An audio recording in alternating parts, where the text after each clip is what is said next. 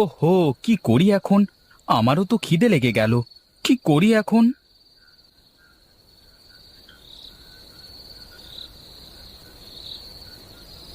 অহ, তোমার জন্য একটু শান্তিতে ঘুমানোর মতোও নেই। সারা রাত না ঘুমিয়ে যে কি করো তুমি? বলি গিন্নি, ঘরে কি খানা টানা কিছু আছে নাকি সব শেষ গো? মা, এই রাত 12টা করে তুমি এ কি বলো আবার? হ্যাঁ গো, আমার না খুব খিদে পেয়েছে। মনে হচ্ছে পেটের মধ্যে ছুঁচো দৌড়াচ্ছে। আগে থেকে বললে তো বেশি করে হাঁড়িতে চাল দিয়ে রাখতাম, তাও তো বলনি। আমি কি আর জানতাম যে এত রাতে হঠাৎ খিদে পেয়ে বসবে? ও বউ, কিছু করো না একটু। বেশ, তুমি বসো, আমি দেখি কিছু করা যায় কিনা।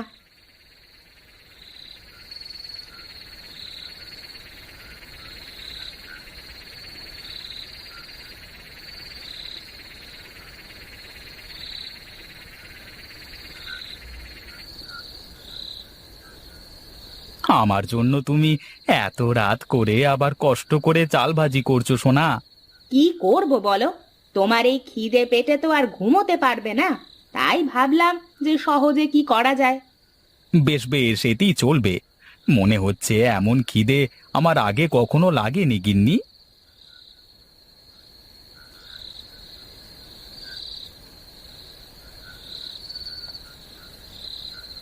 আস্তে আস্তে খাও, তা না হলে কিন্তু হাত পুড়ে যেতে পারে। ও বিনোদা, বিনোদা, বলি ঘুম কি ভাঙলো তোমার? আরে তপু, তুমি? তা এত সকাল করে? বৌদি, দাদার ঘুম এখনো ভাঙেনি? কি করে ভাঙবে বলো দেখি? অর্ধেক রাতে তো তার খিদে লেগে গেছে, পরে আবার খাবার তৈরি করে খেয়ে তারপর ঘুমিয়েছে, এজন্য এখনো উঠতে পারেনি। আমাদের তো পাশের গ্রামে যাওয়ার কথা ছিল, কিন্তু সে তো ঘুমাচ্ছে। উঠলে বলো তাড়াতাড়ি যেন চলে যায় কাজে। ঠিক আছে, তুমি যাও, উনি ঘুম থেকে উঠলেই আমি বলে দেব।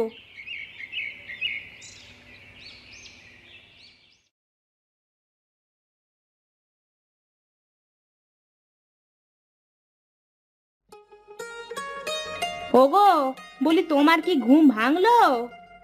আর একটু ঘুমাতে দাও না গিন্নি। আমার আর কি সমস্যা তোমাকে ঘুমোতে দিলে? কিন্তু তপু এসেছিল, বলল যে তোমার নাকি পাশের গ্রামে আজ কাজে যাওয়ার কথা। কি, তপু এসেছিল? তুমি আমাকে ডাকলে না কেন? তুমি তো ঘুমিয়েছিলে, তাই আর ডাকিনি, যে ঘুমটা নষ্ট হবে তার চেয়ে একটু ঘুমিয়েই নাও, উঠলে বলবো। ওহো, তোমাকে নিয়ে আমি সত্যি পারবো না। দেখি, সরো সামনে থেকে।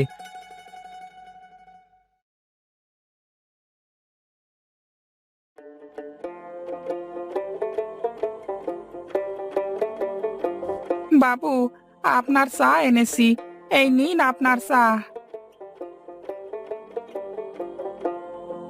আহ, রোজ সকালে তোর হাতের চা না খেলে দিনটাই কেমন যেন মাটি হয়ে যায় আমার।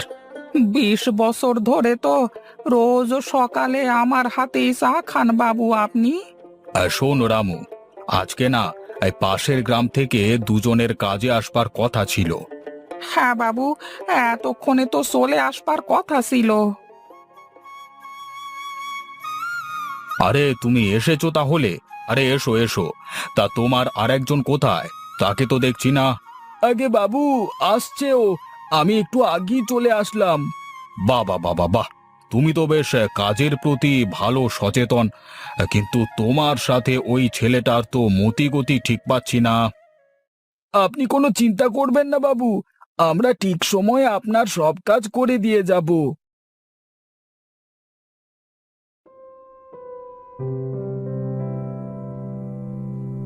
মাফ করবেন বাবু, একটু আসতে দেরি হয়ে গেল। একটু না, বেশ দেরি করে ফেলেছো তুমি। আচ্ছা, রাখো সব কথা। তা তোমাদের আমি কি কাজের জন্য এনেছি তা তোমরা খুব ভালো করেই মনে হয় জানো। জি বাবু, আমরা সব জানি। আপনি কোনো চিন্তা করবেন না। আপনি যেভাবে বলবেন আমরা ঠিক সেভাবেই আপনার কাজ করে দেব। ঠিক আছে, তোমরা রামুর সাথে যাও। রামু, ওদের কাজ ওদেরকে বুঝিয়ে দিয়ে আয়।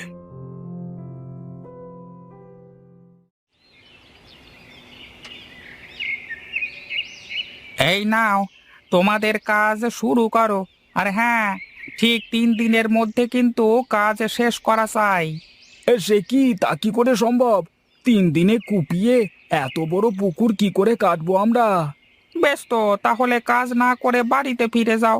আমি গিয়ে বাবুকে বলে দেব যে এ কাজ তোমাদের দ্বারা হবে না। বেশ, তাহলে আর কি, করব না আমরা এমন কাজ। কথা কাজে যাদের মিল থাকে না, তাদের সাথে কাজ করবার কোনো ইচ্ছে নেই। চল তপু। দাদা, তোমার কি মাথা টাথা সব গেছে নাকি? গতকাল যে কাজের জন্য পয়সা নিয়ে গেলে, তা কি সাথে করে এনেছো, যে কাজ না করবার কথা বলে দিচ্ছ? এই যে এতক্ষণে আসল কথায় এসেছো, তাহলে আমি গিয়ে কর্তা বাবুকে বলে দিই। না না না না, আপনি যান, আমরা দুজনে কাজ শুরু করছি।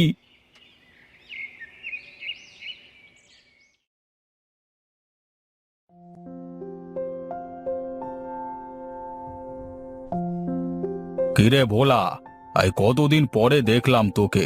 তা কোথায় থাকিস এখন? কোথায় আর যাবো বাবু, গাঁয়ের ছেলে গাঁই ফিরে এসেছি। বেশ, তাহলে তো ভালোই হলো। কোনো কাজ কাম আছে নাকি হাতে? না না বাবু, কাজ কাম নেই বলেই তো আপনার কাছে চলে আসলাম, যে যদি কোনো কাজের ব্যবস্থা হয়, তাহলে দুটো খাবারও জুটতো আর কি। বেশ, তো তাহলে বাড়ির ও কোণে দেখ, দুজনে পাশের গ্রাম থেকে এসে পুকুর কাটছে। ওদের সাথে গিয়ে লেগে পড়। বেশ, তাহলে তো ভালোই হলো, যাই তাহলে।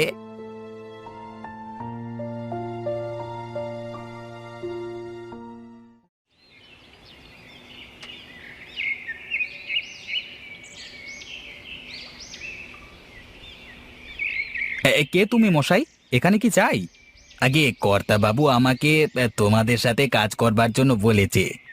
যাক, তাহলে একজন কাজের লোক তো পাওয়া গেল। যাও, তুমি গিয়ে ওদিকে শুরু করো।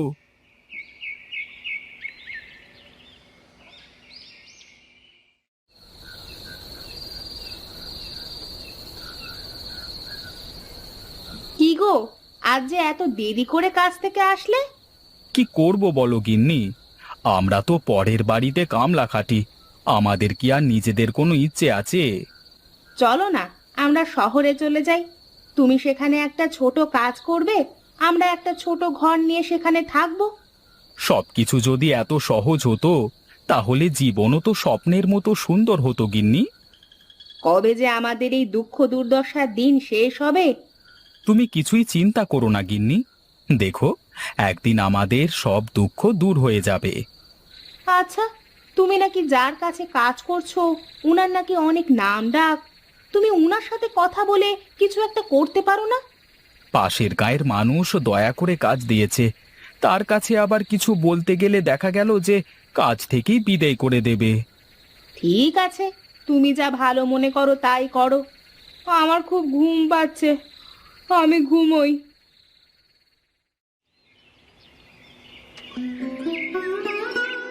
কি হয়েছে কবিরাজ মশাই, কি দেখলেন? ওহে রামু, আমি তো ঠিক বুঝতে পারছি না কি হয়েছে, কিন্তু কর্তা বাবুর অবস্থা যে খুব একটা ভালো না, এটা ঠিক বুঝতে পারছি, বুঝলি? কি বলেন কবিরাজ মশাই? আপনি যদি এ কথা বলেন, তাহলে তো ওনাকে আর কেউ বাঁচাতে পারবে না। আহা, এত হয়রানি হবার কিছু নেই, দেখছি কি করা যায়। আপনি কোনো চিন্তা করবেন না, আমি কর্তা মশাইকে বলে আপনার দিকটাও দেখে দেব। বেশ, আমি চেষ্টা করে দেখি, তবে মানে কথা দিতে পারছি না। ঠিক আছে কবিরাজ মশাই, আপনি যে ভাবি হোক কর্তা বাবুকে সুস্থ করে তুলুন।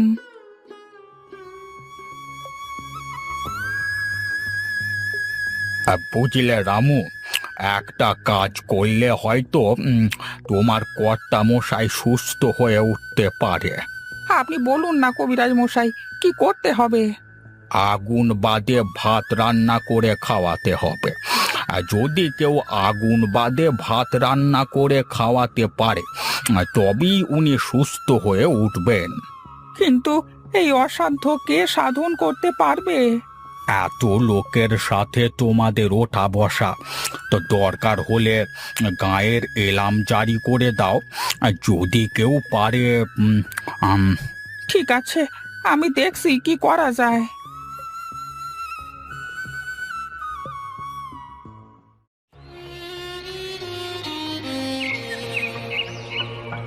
সবাই শোনো, আমাদের কর্তা বাবু বড় অসুস্থ। কবিরাজ মশাই বলেছে যদি ওনাকে আগুন বাদে ভাত রান্না করে খাওয়ানো যায় তবে উনি সুস্থ হয়ে উঠবেন। আগুন বাদে ভাত রান্না, এ তো অসম্ভব। আচ্ছা, আগুন বাদে ভাত রান্না করে দিতে পারলে কি দেবেন তাকে? সে যা চাইবে, দরকার হলে কর্তা বাবুর অর্ধেক সম্পত্তি তার নামে লিখে দেওয়া হবে। তাহলে আমি রান্না করে দেব আগুন বাদে ভাত। এ কি বলছো তুমি দাদা? তোমার কি মাথা নষ্ট হয়ে গেছে? হ্যাঁ দাদা, তপু তো ঠিকই বলছে। বেশ, তাহলে তুমি রান্না করে দেখাও।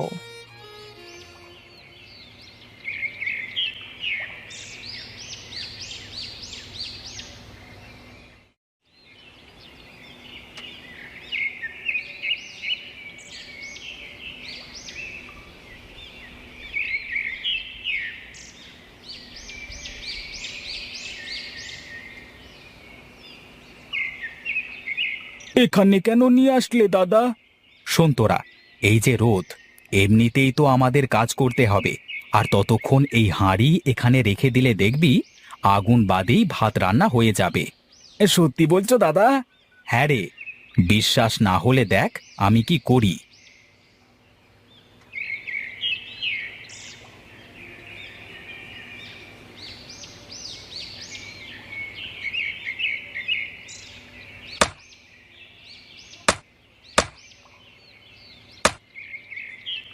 কই রে তপু, একটু গিয়ে দেখে আয় তো ভাতের কি অবস্থা।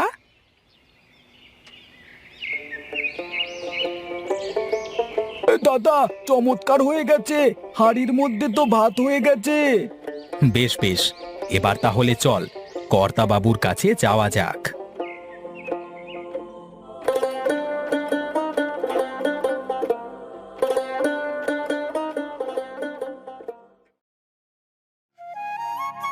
এই তো কর্তা বাবু ভালো হয়ে গেছে। আমি ভালো হয়ে গেছি, আমি আবার সুস্থ হয়ে গেছি। রামু, আমি সুস্থ হয়ে গেছি। বাবু, এই সব সম্ভব হয়েছে এই বিনোদের জন্য। ওই আপনার জন্য আগুন বাদে ভাত রান্না করেছে। বলো বলো বিনোদ, তুমি আমার কাছে কি চাও বলো। বাবু, তেমন কিছুই চাই না। আপনি যদি আমাদের তিনজনের নিয়মিত আপনার কাছে কাজে রাখতেন তাহলে খুব ভালো হতো। এই কথা, যা, আজ থেকে তোরা তিনজন সব সময় আমার বাড়িতেই থাকবি আর কাজ করবি। শোন রামু, এক্ষুনি ওদেরকে চাল ডাল তেল সব দিয়ে বাড়িতে পাঠিয়ে দে। আজ যে আমার বড় খুশির দিন। হ্যাঁ আগে কর্তা, আপনি যা বলবেন। শোনো বিনোদ, মাঝে মধ্যে কিন্তু আমাকে আবারও রোদে ভাত রান্না করে খাওয়াবে। আচ্ছা তপু, আমি যা শুনলাম তুইও কি তাই শুনলি? হ্যাঁ দাদা, আমরা যে রোদের তাপে রান্না করেছি তা কর্তাবাবু কিভাবে জানলো? সে যাই হোক, এখন চল তো আগে যাই, পরে দেখা যাবে।